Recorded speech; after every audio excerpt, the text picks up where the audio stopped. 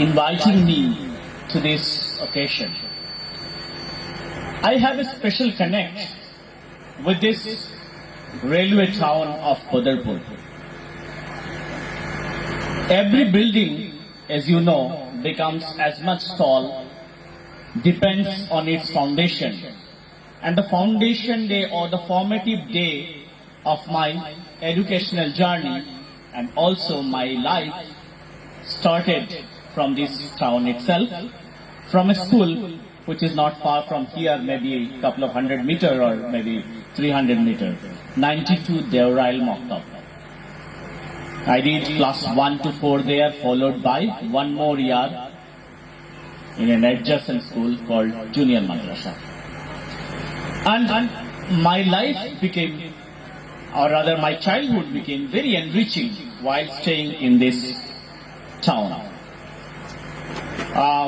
We had a lot of family, friends, acquaintances, etc. And I also made my first level of friendship here, childhood friendship. Having said all that, why I am saying that, I am one of, like you only, specifically grown up in this part of the world, which has its own set of challenges.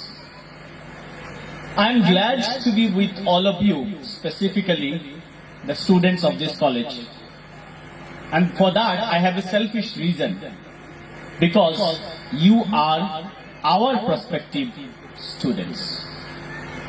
Output of this college or college like this becomes, or they come to our institutions and they become flag bearer of our institution.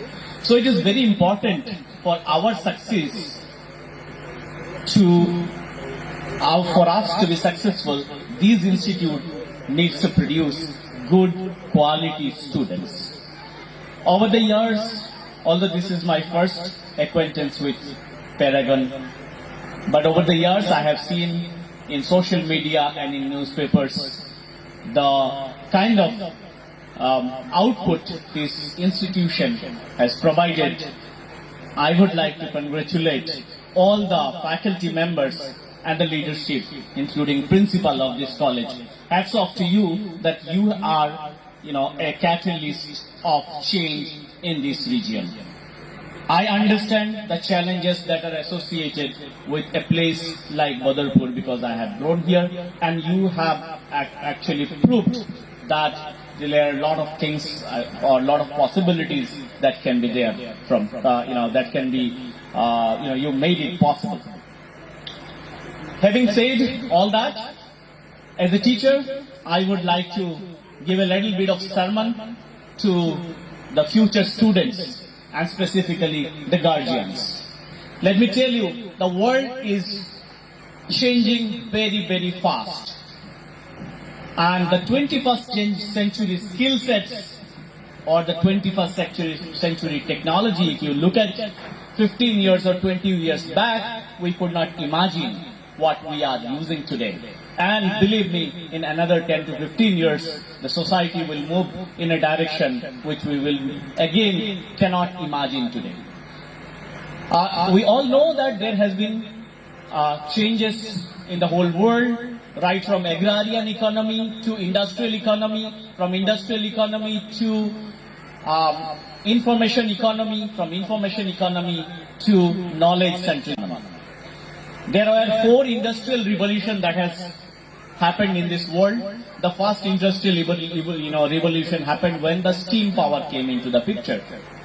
And we know the benefit of steam power. First level of mobility came in terms of railways, specifically steam engine, ships, then came the power for the industries, etc. That revolutionized the whole world. Second industrial revolution came when electricity was discovered, and we know what electricity does. We cannot live or we cannot think of a life without electricity. Third industrial revolution came with the advent of computers, and we know what it has, how it has changed our life. And right now we are witnessing another industrial revolution called 4th industrial revolution or Industry 4.0. And what is in that industrial revolution?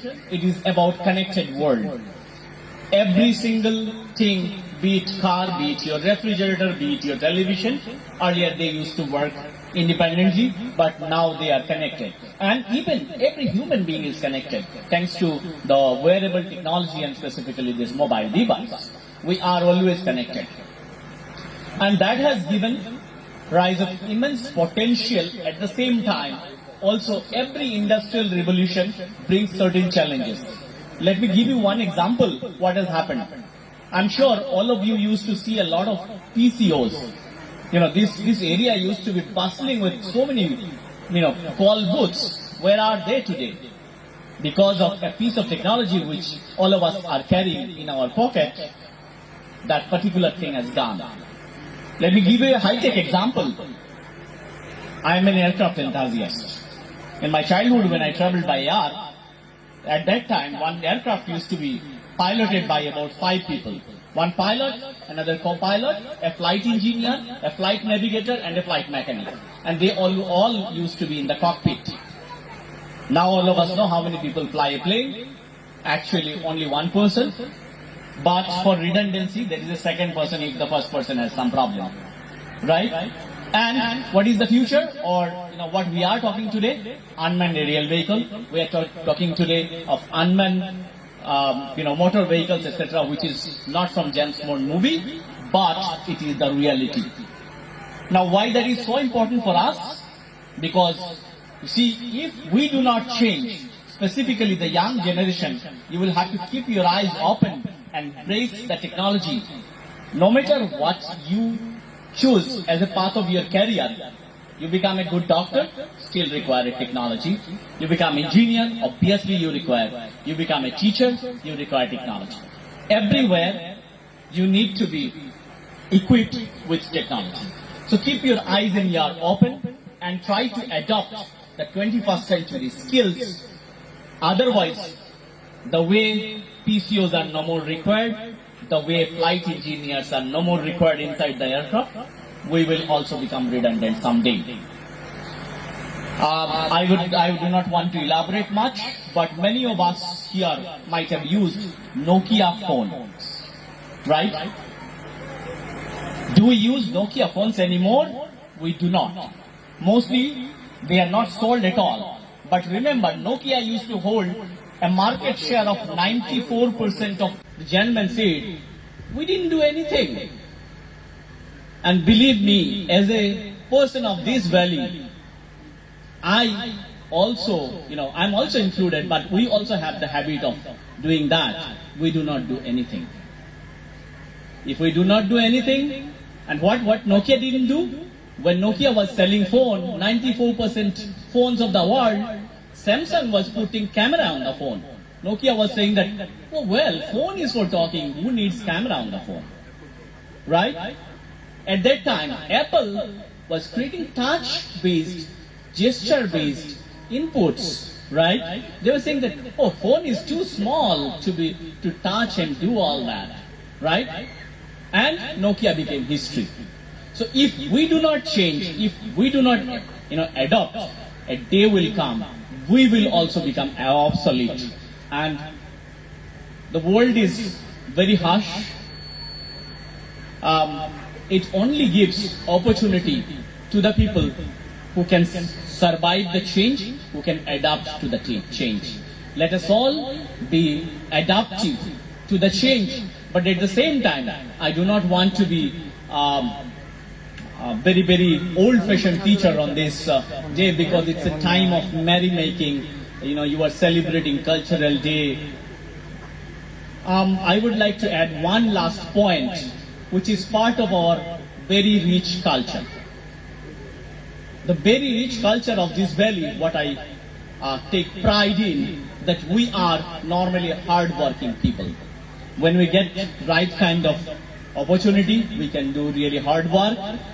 We have edge among many other communities in Creed in terms of our knowledge, in terms of our ability to solve problems, to think critically, and these are some of the skills that will be required in future.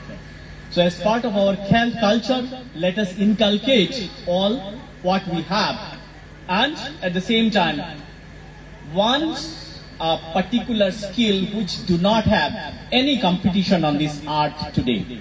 Let me tell you, it's a very simple skill, and that's called honesty. Believe me, there is very less competition, right?